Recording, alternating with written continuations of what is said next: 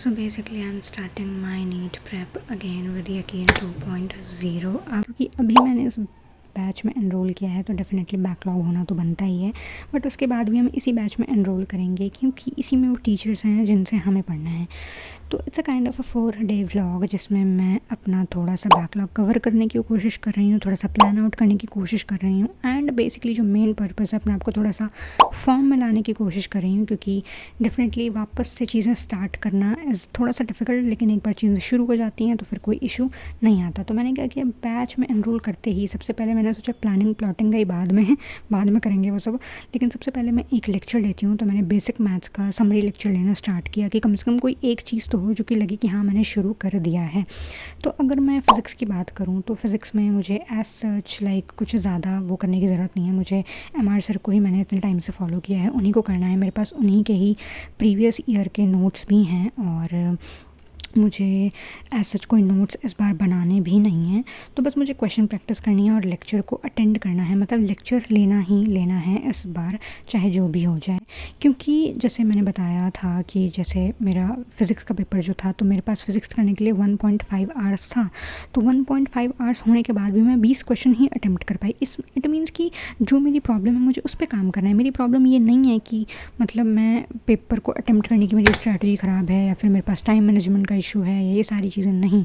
Problem बस इतनी सी है कि मेरे पास इतना टाइम था तो इट मीन्स कि मेरी स्पीड काफ़ी ज़्यादा स्लो है और मुझे चीज़ें काफ़ी ज़्यादा क्लियर नहीं है। तो मुझे उन चीज़ों पे जो मेरा वीक पॉइंट है उसको मुझे लेके चलना और उस पर काम करना है। तो नोट्स वगैरह सजाना छोड़ना ये सब बहुत टाइम पहले हम छोड़ चुके हैं, क्योंकि अब उस मुँह माया से मुँह पर आ चुके हैं। बट स्टिल जो हमारा वीक एरिया है उसमें हमें ज़्यादा काम करना है और उसमें हमें ज़्यादा मेहनत करनी है। अब लास्ट ईयर क्या हुआ था कि मैंने अपनी प्रेप शुरू की थी लाइक नवंबर में, तो मेरे पास इतना टाइम नहीं था क्योंकि sir already thermodynamics and KTG वगैरह पर पहुँच गए थे। तो मैंने क्या किया था, लेक्चर को बस गो थ्रू किया था सारे PDF से और उनके क्वेश्चन सॉल्व किए थे। और मैंने एक नोटबुक बना ली थी और उसी नोटबुक में मैंने कुछ अच्छे अच्छे सेलेक्टिव क्वेश्चंस कि कभी मुझे सॉल्व करने होंगे तो इन्हीं से करूँगी, बार बार मुझे लेक्चर खोलने की ज़रूरत ना पड़े। और यही वो नोटबुक है। इसमें क्या होता था कि कोई और टेस्ट मैंने दिया या उस चैप्टर से रिलेटेड मुझे कोई क्वेश्चन दिखा तो मैंने उसको भी अच्छा क्वेश्चन वहाँ लिख लिया था कि एक ही जगह रहें सारे क्वेश्चन। लेकिन क्योंकि मैंने वीडियो नहीं ली थी तो मेरी मम्मी ने कहा कि नहीं तुमने लेक्चर ही नहीं लिया, तुमने लेक्चर लिया होता तो कोई दिक्कत ही नहीं होती एंड काफ़ी सारी चीज़ें, बट दिक्कत कहीं और थी, इसमें नहीं थी। तो ये है जो भी है, अब इसमें कुछ नहीं कर सकते। सो जो हमारा वीक पॉइंट है उस पर हमें काम करना है। तो मैंने सोचा कि ज़रा आप देख लेते हैं कि बैकलॉग क्या है। तो बेसिक मैथ्स तो हम कर ही चुके हैं, तो वेक्टर से लेकर like Newton laws of motions तक अपना बैकलॉग काफ़ी अच्छा खासा है। एंड जो केमिस्ट्री है उसमें भी काफ़ी अच्छा खासा है, लाइक केमिकल काइनेटिक्स तक है। एंड बायो में तो पूछो ही मत, सही है। मतलब बॉटनी एंड जूलॉजी में भी काफ़ी ज़्यादा बैकलॉग है। उसके अलावा काफ़ी सारे जो टेस्ट हो चुके हैं क्योंकि बैच ऑलरेडी स्टार्ट हो चुका था, तो टेस्ट भी हैं। मुझे लगता है रैंक बूस्टर 3rd जब हो जाएगा तब तक मेरा बैकलॉग होपफुली कंप्लीट हो जाएगा जैसा मैंने सोचा है। As I said like it's festive week, so today is Janmashtami and it is like one of my favourite festival. तो मुझे पूरे घर में कहीं जगह मिल ही नहीं रही थी, तो जहाँ मुझे जगह मिली मैं शांति से वहीं अपना आसन लगा कर बैठ गई, क्योंकि काफ़ी सारी प्रिपरेशन चल रही होती है बैकग्राउंड में, मतलब फास्टिंग होती है, उसी में मंदिर जाना एंड एवरीथिंग। मैं कभी कभी यही सोचती हूँ कि लाइक जो मैं 11th में थी एंड 12th में एंड उसके बाद जितने भी मैंने ड्रॉप्स लिए हैं, इन सभी टाइम्स में जो मेरी प्रायोरिटी होती थी हमेशा स्टडीज़ होती थी। किसी भी फेस्टिवल को सेलिब्रेट करना या फिर कहीं घूमना फिरना, ये तो बिल्कुल ही साइड लाइन हो चुका है। मुझे नहीं पता कि लास्ट टाइम कब हमने फेस्टिवल वगैरह सब चीज़ें इतने टाइम में सेलिब्रेट की थी, बट लास्ट ईयर से मुझे नहीं पता मेरे साथ क्या हुआ है। लाइक 2024 से जो भी हुआ है, लेकिन बहुत अच्छा हुआ है कि मतलब मेरा मोटो ये हो गया है कि ये सारी चीज़ें मुझे एकदम ही बकवास लगती हैं। मुझे लगता है कि just live in the present moment और अपने पेरेंट्स के साथ, अपनी फैमिली के साथ और अपने लव्ड वंस के साथ, मतलब अच्छे से उस मोमेंट को अच्छे से एंजॉय करो एंड जो भी तुम्हें टाइम मिलता है उसको अच्छे से पढ़ो, दैट्स इट। तो बस इसी के साथ मैंने अपनी बेसिक मैथ्स की DPP सॉल्व की जो मेरी बची हुई थी एंड उसके बाद मेरे पास काफ़ी ज़्यादा टाइम था तो फिर मैंने बायो का एक चैप्टर किया, लाइक सेल चैप्टर, क्योंकि फिर रात के 12 बजे तक तो जगना ही था, तो कुछ करते थे। तो मम्मी पापा से भी कुछ बीच में मैं पता नहीं क्या उनको समझा रही थी। तो अगर बायो की बात करें तो बायो में अगर मैं 2023 और 2024 के अपने स्कोर की बात करूँ, नीट स्कोर की, तो दैट इज़ 330+ दोनों में ही। And it's all because of Rishabh sir, क्योंकि कंप्लीट बायोलॉजी के लिए मैंने ऋषभ सर को फॉलो किया। इससे पहले जूलॉजी में खुद ही पढ़ती थी एंड बॉटनी में ऋषभ सर से करती थी क्योंकि बॉटनी मेरी वीक सी। लेकिन इस बार का अगर मैं अपना स्कोर बताऊँ तो दैट इज़ 281। एंड ये जो स्कोर आया है ये सारी मेरी गलती की वजह से हुआ है डेफिनेटली, क्योंकि जब मैंने नवंबर में अपनी प्रिपरेशन स्टार्ट की तो मैं ऑलरेडी काफ़ी ज़्यादा लेट थी। तो फिर मुझे लगा था कि बायो तो मेरा एक स्ट्रॉन्ग सब्जेक्ट है, बायो तो मुझे आती है, तो मेरा सारा ध्यान जो था वो फिज़िक्स पे था। अब इसमें दिक्कत ये हुई कि ये जो मेरा ओवर कॉन्फिडेंस है ये कभी ना कभी ब्रेक हो सकता था, लेकिन हुआ ही नहीं। वो ऐसे है क्योंकि जब मैं एलन का पेपर देने जाती थी तो मैं बायो इतना कुछ पढ़ के नहीं जाती थी। मैं सिर्फ क्या करती थी, फिज़िक्स और केमिस्ट्री को ज़्यादा ध्यान देके जाती थी, तो उसमें मेरे मार्क्स आ जाते थे। बायो में मेरे 300+ रहते ही थे। तो मुझे लगता था कि यार सही है, मतलब बायो तो मेरे को आती है, इसमें तो कोई दिक्कत नहीं है। एंड इस चीज़ की वजह से एक बहुत बड़ा ब्लंडर जो मैंने एग्ज़ाम में किया वो तो किया ही, उसके साथ साथ मतलब ये भी एक बहुत बड़ी गलती थी। अब इसमें कुछ कर तो सकते नहीं, लेकिन इस बार बायो में अच्छे से नॉर्मली सारे सब्जेक्ट्स को इक्वल टाइम देना है, और मैं नोट वगैरह तो बनाती नहीं, तो NCERT से ही पढ़ना है। उसके बाद हमने रात के 12 बजे जन्माष्टमी सेलिब्रेट की, लेट तक काफ़ी, 2 बजे तक। उसके बाद शांति से सो गए। अगले दिन की शुरुआत भी थोड़ी लेट हुई। उसके बाद हम वापस अपने दाल चावल और चोखा पर आ गए, क्योंकि इतने दिनों से फेस्टिवल के नाम पर इतनी सारी चीज़ें खा चुके थे, पता नहीं क्या क्या, बहुत ज़्यादा तेल मसाला, कि ये चीज़ खाने के बाद एकदम ही ऐसा लग रहा था जैसे कितनी अच्छी प्यारी चीज़ हमने खा ली है। देन इसी के साथ बैक टू दी बैकलॉग्स वापस आ गए। अब बेसिक मैथ्स के बाद वेक्टर की बारी है। अगर जनरली मैं सच बात कहूँ तो मुझे फिज़िक्स हमेशा से बहुत ज़्यादा पसंद है, लाइक 11th स्टैंडर्ड से ही। वो अलग बात है कि मेरे कंसेप्ट जो है जैसे बिल्ड नहीं हुए, जिसकी वजह से मार्क्स नहीं आते, लेकिन फिज़िक्स हमेशा से बहुत ज़्यादा पसंद है। मतलब हमेशा ही रहता है कि इम्प्रूव करना है।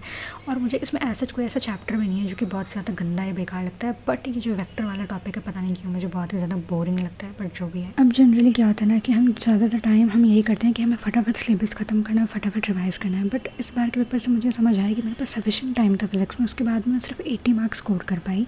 इट मीन्स कि अगर मेरे पास बहुत ज़्यादा टाइम भी और मेरे से क्वेश्चन ही नहीं बनना तो उस चीज़ का कोई सेंस नहीं है। तो मुझे प्रॉपर हर एक सब्जेक्ट को अच्छा टाइम देना है, हर एक चैप्टर को एज़ पर दी नीड, तभी मैं अपने वीक एरियाज़ पे अच्छे से काम कर पाऊँगी और फिर तभी उसका कुछ आउटपुट आएगा। तो बेसिकली हमें उन चीज़ों पर फोकस करना है जो कि हमारे लिए वर्क करती हैं, क्योंकि ज़रूरी नहीं कि जो चीज़ किसी और के लिए वर्क करे वो मेरे लिए भी वर्क करेगी।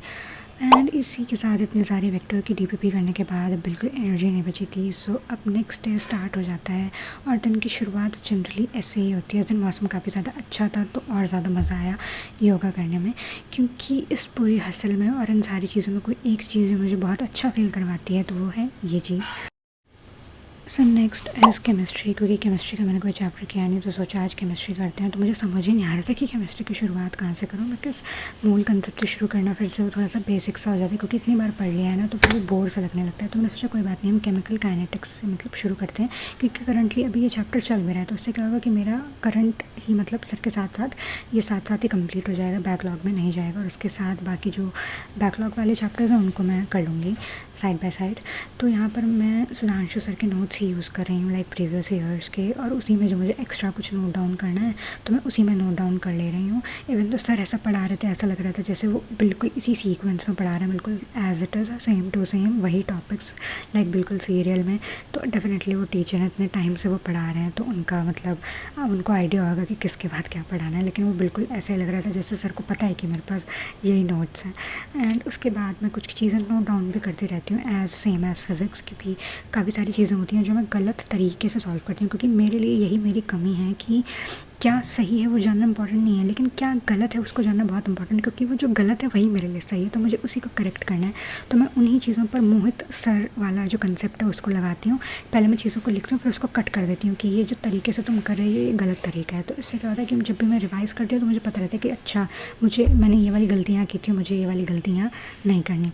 एंड फिर इतनी सारी चीज़ें करने के बाद लाइक मैंने 3 लेक्चर एक ही दिन में ले लिए थे केमिकल काइनेटिक्स के, तो फिर काफ़ी ज़्यादा थकान हो गई थी। और उसके बाद मैंने फिर उसकी DPPs भी सॉल्व कर ली ताकि अब मैं सर के साथ साथ चलूँ। इवन तो इसकी ट्रांजिशन मैंने करने की कोशिश की बहुत ही बकवास तरीके से, बट उसमें भी फेल हो गई मैं, मुझसे हुआ नहीं। अभी भी मेरे पास लाइक थोड़ा टाइम था तो आई थॉट कि ठीक है फटाफट एक बार लेक्चर के जो इन बिटवीन क्वेश्चंस वेक्टर्स के उनको एक बार मैं प्रैक्टिस कर लेती हूँ।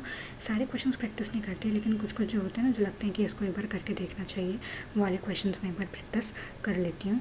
इवन तो इट्स 4th डे बट उसके बाद भी मेरा कोई ऐसा बहुत ज़्यादा बैकलॉग मैं कवर नहीं कर पाई हूँ, और मैं चल भी थोड़ा कछुए की स्पीड से रही हूँ।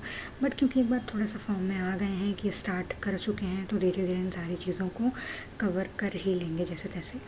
एंड बस इतना पता है कि अब अपने आप से ऑनेस्ट रहना है, बिकॉज ये चांस बहुत मुश्किल से मिला है और अपना बेस्ट देना है, दैट्स इट।